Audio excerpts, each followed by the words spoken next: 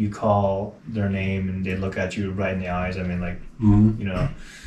And then when they got the There's vaccine, a lot of parents that have children with autism that's what they there's what I always say. suspect. So for a long time, they tried to hush us. So you feel like, okay, well, maybe I'm going crazy. Maybe it seems that we're the only one. Then you start talking to other parents, and like, we all have the same story. Right. You know, like, why? And again, there's certain things like chicken pox, HPV, who cares? It's not going to kill you. You know, shingles, I think that now they say, oh, you need to go get a shingles vaccination. No, I don't. I'll just get it. I know it's not going to be fun. I'm not saying it's going to be awesome if I have shingles, but what I'm saying is I'll likely survive. So I'll leave it alone. Because after it attacks your nerves, right? Shingles. Yeah. I heard it's freaking painful. I hear it's very painful. Hopefully I don't ever, have that. But you have to wonder why we're one of the richest, we're one of the richest countries, or the richest country in the world, and we have all the medical that we want to have, but for whatever reason, we're the sickest. Oh yeah. Doesn't that seem strange? When you were a kid, like somebody's birthday, oh, well, so-and-so's going to be, mom made peanut butter, chocolate, or peanut butter cookies, whatever, for their birthday or whatever in the classroom. Everybody got to eat them. Now you can't, there's peanut allergy. This kid can't have sugar. This kid can't. Gluten. There's all those gluten issues. There's all these things. And the vaccine schedule for kids nowadays is ridiculous. Yeah, it's like 7 times more than what we took. Yeah, it's ridiculous. I think I remember taking like 4 or 5 or something like that. Yeah, I can probably remember 4 or 5. With the tetanus shot and all that, right? And the mumps, measles. I can even say in the military, I had a flu vaccine every year. Yeah. I got the flu every year. When I got out of the military, I stopped taking that vaccine, and I didn't get the flu anymore until the COVID thing hit. Then I think I had COVID. Yeah. I didn't go get tested. There's nothing that suggests that definitely was. I will just say I had a flu knock me down. Like I've never had a flu knock me down was before. it like lung related or? I had a cough that lingered for about 6 or 8 weeks afterward. But I mean, Lost the just smell and taste. diminished. It wasn't completely gone, but it was definitely diminished. I didn't eat for 3 days. Yeah. And then it took another 10 days to get my strength back. Like I was weak. I was So you never get tested for antibodies or anything like that? No, never got tested for it because I'm not even sure I trust the tests. But yeah, I got tested for it because I thought I got this PCR test or whatever is ridiculous. It's stupid. Yeah, I don't know what lab we use, but I go to Peak Med, and they're kind of like a monthly access to doctors, right? So you pay monthly for the services, and you can go anytime. You just schedule. Hey, I need some blood tests done. I need this done. So it's different than like having health insurance. Yeah. And I don't know how reliable the test was, but I trusted enough to kind of give me an idea whether I had COVID or not. But then if I didn't, in my age group between, let's say 30 to 50 or 49, somewhere, I guess I'm in that 49 area still. Barely. I'm in the cusp. Barely. When I turn 50. How do you think he is? What's that? How old do you think he is? I think I told you his age, just by his looks. How old do you think he is? I wouldn't think you were pushing 50. No. I would say you're probably in your early 40s. Yeah. Well, thank you. No. It's that Asian persuasion. Asians don't reason. Yeah, right. Black don't crack and Asian don't reason. He can stay young, youthful looking for a long time, that's for sure. But the thing is with that, it doesn't matter if you have good genetics. Still, like my older brother aged a little bit faster until he started to stop drinking a lot and smoking. Yeah, both those things tobacco products and alcohol will age you. Yeah, definitely. So You're done. I'm done. You're done. Yeah, you don't smoke. I like my cigars and I like my beer, so Whatever. I like whiskey That's all too, right. but I don't drink whiskey except for just occasional. Yeah. Because it's just the hard alcohol. Forget it. I have that in the house. I'm not getting anything done. So sipping on beer here, that's one thing. But I'm allergic to alcohol, so that's. Are ya? Asian glow. Yeah, I get the Asian glow. I get the it's like you the turn rash bright too. red. Yeah, I get that. You drink one can of beer, you just turn red. Do you ever get rashed? No. Nah, it's not that bad. I I mean, got it's like rash it doesn't before. happen all the time for me either. I mean, even Yeah. drinking, like you ever see me get red? No, Yeah, it doesn't happen all the time, but it happens. but I mean, you and I have never been in like a serious drinking session before. It's always just casual beer here, beer there kind of thing. Yeah. It's not like, hey, let's get schnockered tonight. You and I've never done that. Do some shots, man. I don't have anything to shoot but beer. I think I just want to grab me one. I'm driving. Anybody want a beer? Yeah, No thanks. we're good. Unless you want to call an ambulance right away.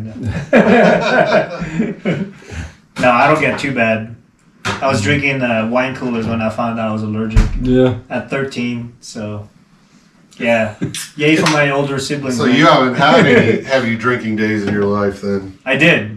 It didn't stop me. I drank quite a bit in high school, and then college in Boulder Yeah. was pretty bad. Yeah, it doesn't stop you. But it did.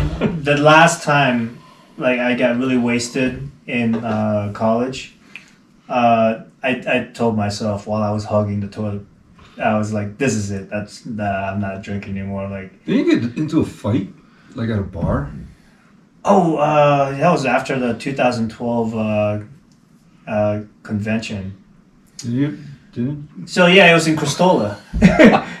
Did you see me the day after at the gym or something? I just remember like you had a story. Yeah. Oh, fucking- So I was politically active from 2007 to 2012. Okay. I was representing Ron Paul at the national convention against Mitt Romney in 2012, and Gotcha. I was just an alternate delegate. And all of my friends, Ron Paulers, after that convention, we had a get together at Cristola Bar there in Woodland Park, or Okay. close to Woodland Park. Yeah. And it's a small bar, right? It's like one of those typical like movie bars you go into and you get in a fight, right? That's what So we were there. My friend worked there. He was a chef, and half of our group left already, and then one kid was playing what is that shuffle game with the sand? Yeah, it's just shuffleboard. That's what Shuffleboard. I always call it. Mhm. Yeah, so he's playing by myself and my friend Chris. He's like, "Hey, you want me to throw the piece back?" He's like, "Hey!" Comes over, gets all mad and everything. "Don't touch my pieces." I was like, "Hey, calm down, right?" And Chris had a few drinks already. Yeah. And Joe's wife, Joe works there, Deborah, she's like drunk as well. She's like, "Oh, you got a little pee-pee," and like teasing him about his penis. Right, so the guy walks back and Chris and Deborah is still teasing him. And then his friend came along, he's a little bit taller kid. And they kept teasing him. And then, I'm sitting, like, let's say this is the bar's here, the shuffleboard's here. I'm sitting on the bar, and the kid's over here, my friend's over here. And then the kid had a hat on. He starts walking. He turns it like he's He's gonna do something. fucking right? Sylvester Stallone Over the top. I was like, okay, this is not good. And I'm drinking, right? It's my one beer for the night. And Deborah's here, Chris is here. He went, whoa, it swung like that. I'm like, oh crap. So I went to grab the guy. But Joe's a martial artist. So all he did was just grab him by the neck, drinking the beer, just holding him down. And Chris was like kneeing him. I'm like, okay, good. I haven't been in a fight since junior high school, so that's it. And then my sixth sense starts like tingling, like, oh crap, the other guy's coming. Because I'm closer, so he's coming over to help his friend. I'm like, oh god, I'm Your getting brace, into a fight. yeah. And it felt like when I was getting punched, I was just like, it doesn't hurt. Like, what the hell? Because the adrenaline was just like going through my body. Oh, yeah. And then when I'm punching it felt like I was just going like this. Like, I had more power to this. What the hell? And then finally got me in a headlock. We're against the shuffleboard. And I guess my friend's hitting him. And I didn't even know. My hair tie was out. And then the thought of me getting picked on in high school just came back. And I was like, man, I'm a weightlifter. I can take care of myself. And I jumped up and I punched him like 3 times. I felt my knuckles just hit his nose. And I just felt his head just going back like that. And then, I can clean and jerk like 240. Yeah. I was like, oh, he's like 220. I can take him. I picked him up and then threw him on top of my friend. And I got my hand cut and all this stuff. And the bar owner's like, hey, stop it. There's a big pile of people, man. It's like, stop. You get out. And I found out the kid who started the fight was the brother of one of the bartenders. And he's like, just turned 21. He was just starting fights wherever Couldn't he was hold going. his freaking liquor. Yeah, couldn't hold his liquor, and he's just starting fights, and I'm like, what the hell just happened to me? I think I got cut in my hand. I think I showed you at the gym. I was like, where did this come from? I think Charlie starting fights in bars. Yeah, right. I didn't do anything, man. Changed, man. I was just like watching. No, more than likely it was the young kid who couldn't hold his liquor. I mean, that happens, but I was so proud. I was like, I haven't been in a fight since like 8th grade or something like that in junior school. And then I just broke all of that. I was like, dang it. That was such a long... it was a good run. That was a good run. All right, who's next? No, I've never... I think that's one thing, too, is where it's easy to drink. I've never been a violent drunk. I've never attracted people who've wanted to kick my ass. I've never gotten situations. Yeah. I tend to be a happy, like a goofy drunk. Yeah. So jolly drunk, as you will, but yeah. I again, I gotta leave the whiskey and the harder stuff kind of by the wayside just because it hurts a lot more now, man. It's like the next day, it's like I'm not gonna go to the gym. And it used to be. I remember when I was a kid, my dad kid meaning when I was just coming of drinking age, and I'd drink with my dad, and I'd be like, well, come on, have one more. They'd be like, no, you got to understand, it hurts as you get older. And then, when hangovers start lasting 2 days, and I'm like, come on, hangover's never going to last 2 days. Well, I'm there now. So if I drink a bunch of whiskey, it's like the next day, I am not worth a shit. And then the day after that, although I don't physically feel the effects of it, I will. I'll just be unmotivated. Don't want to forget. Yeah. Still ain't going to the gym. It's like that's the one thing it takes away from me is that motivation. And I don't like how it takes the motivation. Just don't get sober. Yeah. Yeah, this is actually alcohol, huh? Oh my gosh. Is there alcohol in there? Nah. Hawaiian shave ice? Yeah, I think he spiked it, man. Yeah. It's got some vodka in there. You probably put a vodka topper on it. All natural energy drink. But it's like some of the guys I hunt with are about 10 years younger than me, 8-10 years younger than me. And they can still, get a little bit lit up and be fine. When I went hunting this last season, a couple weeks ago, I only drank Bud Light. I'm just not, I can't do whatever they were doing, like twisted tea with vodka toppers and shit. Like, I can't do that. The worst feeling in the world, in my opinion, is worse than being hungover, is trying to hunt hungover. It's horrible. So I just don't like that feeling at all. So I don't, I guess you didn't fulfill your tag then? Well, I got some cool video footage where I got into the elk and I had them damn close. And there were 4 bulls I was talking to for about 4 hours. And just going back and forth. It was another hunter. You just didn't know. What's that? It was another hunter. You just don't know it. Oh, yeah. Except for the one that I got on the video, that spike that I called in. Yeah. Well, another hunter got your elk? Or? It wasn't another hunter. I was, there were elk I was talking. He's being a smart ass. It's another. No, when you call in another hunter, you know it. You know the difference between that and the elk. It's.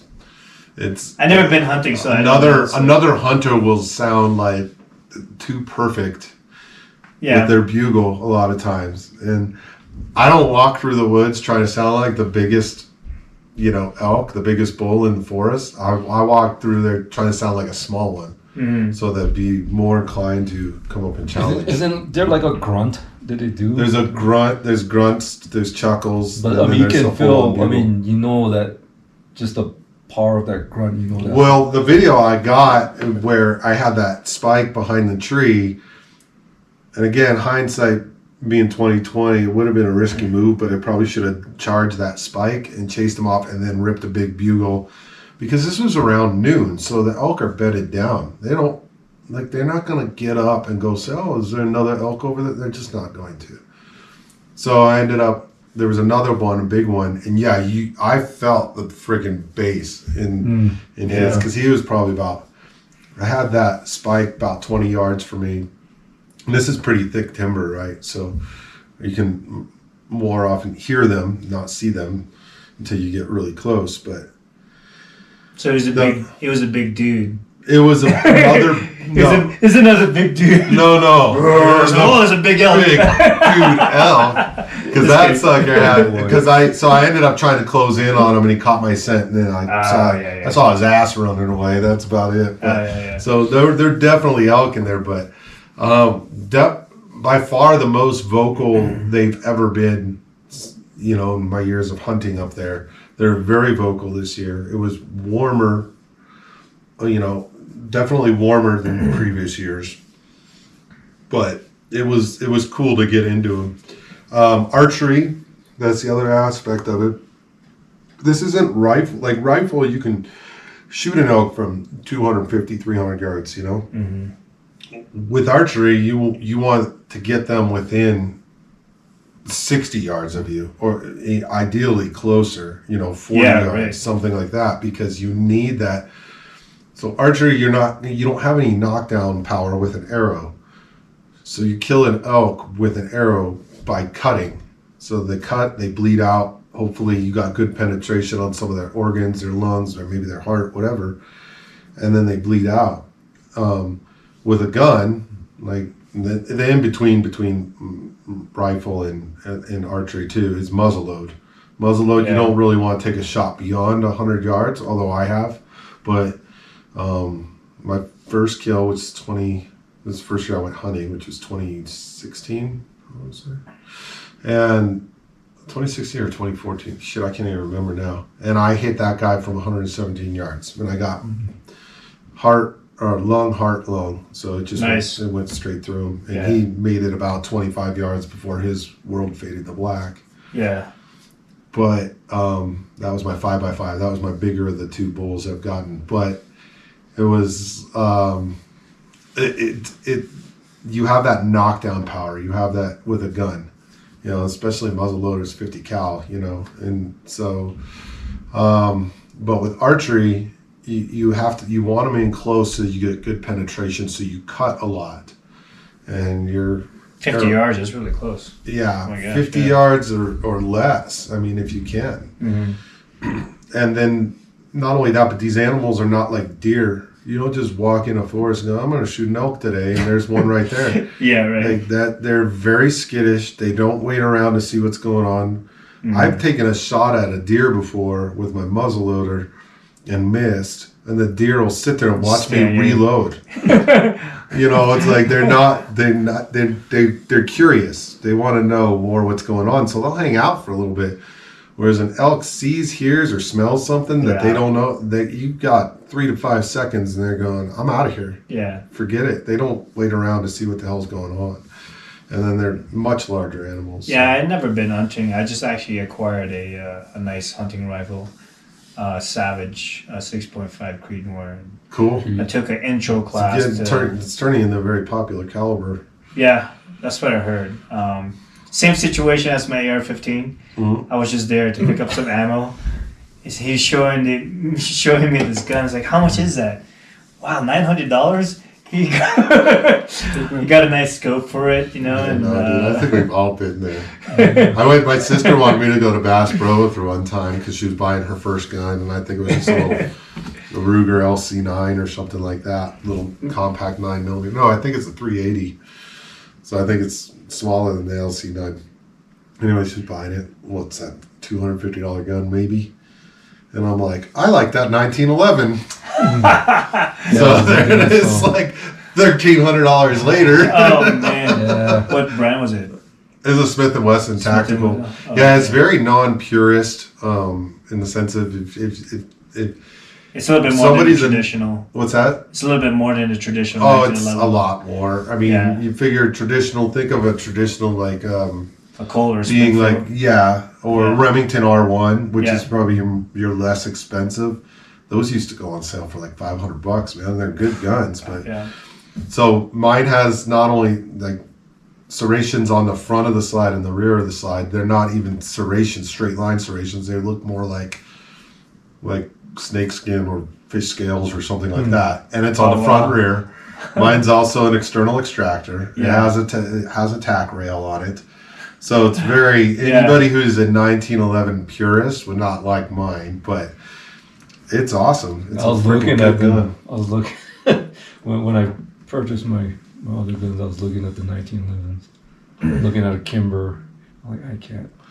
Yeah, I mean, if you got a real hard on and you must have, and you really do dig the 1911s and you must have a 1911 and whatever, maybe you're competitively shooting, fine. By all means, go buy your Kimber. It's but not so much as a need as a want. You don't have to spend that level though to get a Yeah. quality 1911. Yeah. So like I said, those Remington R1s are freaking good guns, and before any panic buying was going on, those things would be about $600 regular price, and they would go on sale for $500. But they're very basic, plain Jane 1911. Just a single. But stack. they're reliable, Yeah. They're reliable and they're accurate. So why not one of those? You don't have to go spring for a Kimber. I decided to like save the money to buy. I have the money to buy it. That just makes so much financial sense. Why do you want to save money? Yeah. What's wrong with you, man? No, I mean, Yeah, like come put on. money Money's there for you to aside spend, to- bro. No, I have the money, but You can take that. it's like an the unplanned 1911. purchase, like an impulse buy. Yeah. I gotta stop doing that. So I gotta like put the money aside, then buy it. I will say at least half of my purchases were impulse buys. At least half. Yeah, you talk about you got a hunting. I have a hunting rifle. I don't even go hunting. Yeah. And I'm I wanna planning on learn. going- I don't even have a hunting rifle. Oh, you just have your bow, or no? What do you use? the musket, Yeah, I Oh, use the my muzzle 50. loader. Oh my Muzzle gosh, loader yeah. and the- That's cool. bowl. But I don't have a gun designated to. I mean, I've got rifles big enough to take down big game, but I don't. Not. It's like AR-10 platforms, 308. Yeah. You can take down big game with that, but I wouldn't use that particular gun. I don't think I for can that. use my 6.5 Creedmoor to take You down. can take an down elk. big game with that. You can. Yeah, the nice thing about the reason they're gaining popularity is because they're accurate and they're very flat. The ballistics They have on a it better, are very flat Yeah. trajectory. Like arc. Yeah. Yeah. Yeah. So it's Better than a 308. yeah. Yeah. So I mean, one could argue anyway, but I don't. You're not. An AR-15 or something like that is not a big enough caliber. Yeah, You just, can't even by law. It's not big enough. Yeah, that's why you can't even take out an AR-15 All right. 5.56 out in the. Yeah. Yeah. So I mean, it's just not powerful enough. Certainly not to drop an elk. So. But it's too dangerous in the streets of the United States. That's why. Oh no, because we all know those AR-15s have a mind of their own. They just go around shooting people. Oh, left I and know. right. What the hell? Damn it, gun! Stop it! No, stop. Sit. Roll over. Did shooting Drop the in, whip. Drop the ammo. Drop it. Yeah. That school shooting in Texas, Just recently. like last week, you guys heard about it? I heard about it, but I think that's a true testament of what happens when we come out with bullshit things like we're gonna have anti-bullying campaigns. Well, fuck all that. Here's the thing: like you gotta let. This is what I think that should happen. I think that permission slips should be signed, and there should be a boxing ring in every school, and then let the freaking kids figure out their bullying issue there. But when you sit there and you suppress it, the blah blah blah, and you have no recourse as a kid, I was bullied until I freaking knocked my bully out, and then it was like all of a sudden I wasn't bullied anymore. Yeah, right. It's pretty crazy how that happens. But no, you have an anti-bullying campaign, and then you got the added dynamic of now we've got internet and there's cyberbullying and all this other stuff. They don't do anything. Forget the ribbons, the little ribbons saying anti-bully stuff. They don't do anything. And the school doesn't do anything. Your No, child's so getting what bullied, happens is they now don't this do kid's anything pushed about to it. the brink, and I'm not justifying what he did, but he's pushed to the brink. He's like, well, I'm going to go shoot my bully. Right. And he got his hands on a gun. Yeah. Because they allow the tension to heighten as opposed to just letting the kids work it out. No matter if it's just a fist fight. It could have been a fist fight a lot, several weeks ago, and now it's a shooting. Did you hear about it? I heard about it, but I kind of brush it off. I'm like, I mean, But you mainstream media is going to do whatever they want. With it, you noticed that there wasn't much coverage on it? Do you know? I mean, they covered it, but it wasn't like the other public shootings. Is it because somebody came in with a gun and saved the day, or? Well, the suspect was a black guy. Oh, Black kid. really? And he used a handgun. And the police got him in custody. They didn't shoot him. They didn't kill him. Oh, that's right. So it's against the narrative, so that's why they. But you notice, I mean, they covered the story, but it went away real quick. Yeah, it did go away quick. But the majority of mass shootings anyway are done by handgun. AR-15 is not the platform to be attacking. It's just the scariest looking platform. Yeah. It's the easiest to go To the after. people who know nothing about those.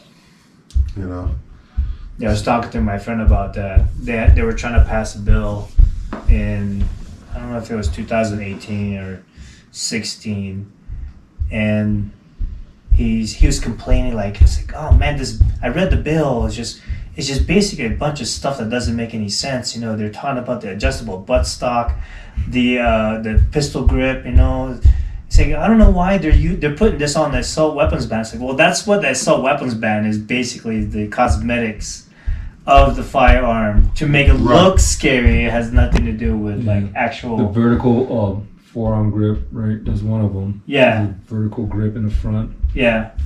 Yeah, you can't have a vertical grip on a pistol. Yeah. Yeah. It's kind of ridiculous. But now that On actually an AR pistol. the best way to hold a firearm steady is a C-clamp, right? What do you call it? The scorpion grip or whatever they call it. You don't need a four-end grip. You could just go like that, and it'd be more stable. You can have an angled four-end grip, but you can't have have a vertical on a pistol. Yeah. On an AR pistol. But here's the thing. This is what we do, I think, as a country. We give the anti-gun folks something at a time, like a little piece. Case in point, think of Vegas, right? Mm-hmm. The Mandalay Bay thing and all that stuff. Right? Yeah, that was crazy. So the Vegas shooting. There, by the way, tons of unanswered questions there. There's a lot of red flags in my brain that go off every time I think about that. It's awfully a strange situation. But anyhow, what did they do then? They outlawed the bump stocks. Yep. Yeah. That doesn't do anything. First of all, if you had a bump stock, well, at 70 cents a pull, you really gotta, sit there and have a good, healthy income in order just to enjoy it. It's more of a novelty item. But supposing you can't have a bump stock, do you got a belt loop? If you got a belt loop, you can bump fire a gun. It's pretty simple. Or you just put your finger on the trigger and just push forward on your handguard. If you can hold that, but that's the whole idea in a belt loop is that your thumb locks into your belt loop, then and just now your finger stays locked like that, and then you just pull forward and you shoot from the hip. Yeah. But my point is that we had to give them something to get off the whole anti-gun thing. Okay, fine. Well, outlaw the bump stocks, which I don't believe that guy was really using a bump stock. In fact, a lot of the photos that I saw there were a number of Daniel defenses in there that were not bump stocks, and you can tell a Daniel defense by the furniture that's on the firearm. Yeah, all the ones in there inside the hotel when they found them. Yeah. Yeah. Where was all the brass, by the way? Yeah. How come it was not a big ass pile of brass? Yeah. There's just a lot of funky, unanswered questions with that. There's too many. Yeah, to make me believe that was just a dude who just lost his mind and decided to shoot. Where the flashes was coming from. Supposedly he was up here, but then you saw flashes in one of the videos down here on the 5th floor or whatever. It's like it was just there's a lot of weird stuff with that. There's no video. It's like a casino. And again, I'm not going to go so far as to call the other elementary school that goes by the initials SH. I won't call that I think there's a lot of unanswered questions with that one too, but I'm not going to go so far out as to say it was a big conspiracy. But you certainly haven't delivered the answers. So I think it's what's healthy to going on? question, right? Right. Yeah. It is healthy to question. Like if we go back to the CDC recommendations, and then people are getting to this point to where, well, you're not a scientist, you're not a doctor, you should listen to the scientists. But as individuals, we should take whatever recommendations the professionals give us. We could either take that recommendation or not take that recommendation. Agreed. That's how it should be. It's called freedom. It's called freedom, right? And it just makes a lot of sense. I remember there was a story with Anthony Robbins, the motivational speaker. Mm-hmm. Yeah. They found a enigma or something strange in his brain. One regular doctor checkup he had, and it scared him, right? And the doctor said, well, we did an X-ray, MRI. So you have a tumor in your brain. We need to get it out. And he's like scared, right? And instead of going through the surgery, it's like, I'm going to get another opinion from another doctor. They said, yeah, you got a tumor. We got to prescribe some drugs to you. He went from a surgeon to, I guess, a psychologist or something like that, or whatever profession that he went to. Right. Pretty much that's what they would recommend. So if there were what's the doctor that prescribes medicine? It's not a psychiatrist. What do you call it? Pharmacist, right? Mm-hmm. So yeah, we need to give you some drugs, and you should take that. Get your surgery, and then if he's a surgeon, they will recommend a surgery, of course, right? So he went through screw it, I have time. Let me go figure this out, right? He went through 10 doctors. Finally, the last doctor said, so well, it is a tumor. It was on your pituitary gland. That's why you're so tall. However, it's not causing you any problems right now. It seems to be benign. It's there, right?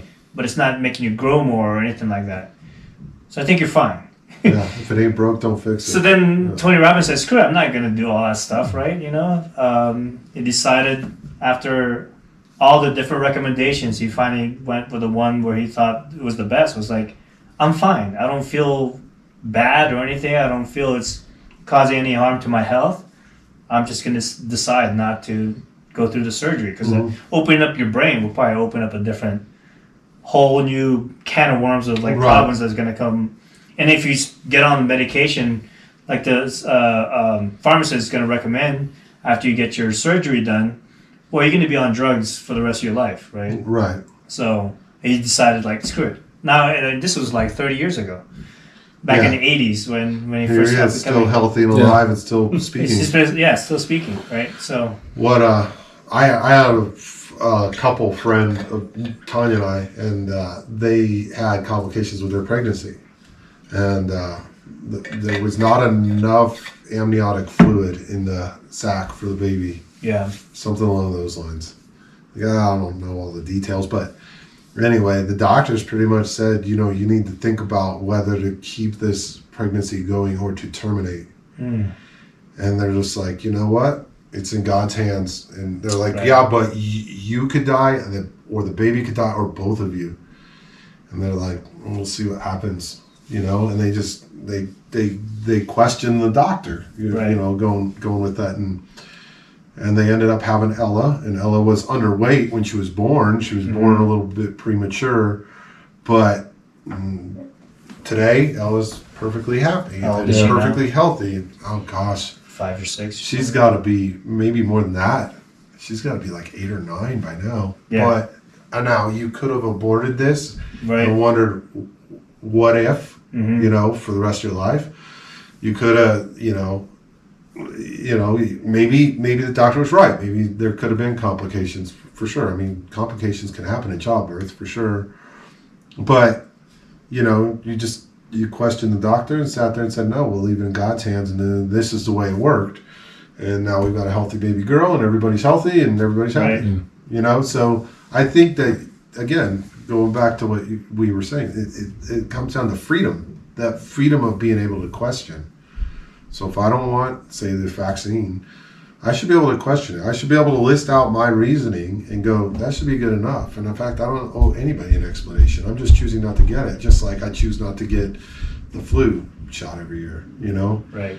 I don't owe anyone an explanation for that. Plus, you also got to It's remember my freedom. my basis for my questioning doctors or any professionals, even mechanics or whoever I'm talking to, when it comes to making a decision. Doctors especially, like the history of malpractice and how many people have died through like poor, or was it misdiagnosis, malpractice, or something, right? They were actually high up there in the cause of death with car accidents, smoking, heart disease, or whatever. They were up there. Heart disease is your number 2 killer. Right. So it's like, well, not all of their advice is going to be solid. Plus, the machine that creates doctors, it's pretty crazy what doctors have to go through to get, certified and become a doctor. Right. And they stress them out, right? Sleep is one of the most important aspects of our health. Absolutely. They work their ass off. They work 16 or even 18 hours a day. They only have 6 hours to sleep, and then they have to do another shift. This is during their after they graduate med school, right? And they're doing their internship or whatever. I forgot what the word is. Residency. Thank you.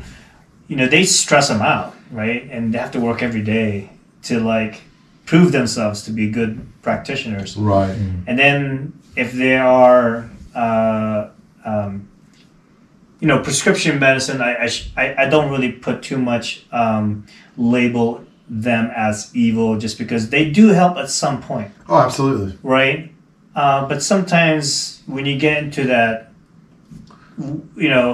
I'll prescribe you this. Oh, I'm getting this reaction. Well, I'll prescribe you something for that reaction.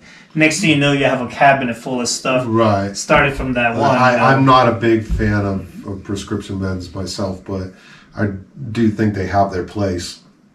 You need them. But, so do I. Yeah, same with vacuums. But I even painkillers, even Motrin, I limit my intake on. I just don't like putting that stuff in there when my body will fix itself, if you give it the opportunity and you're in good health.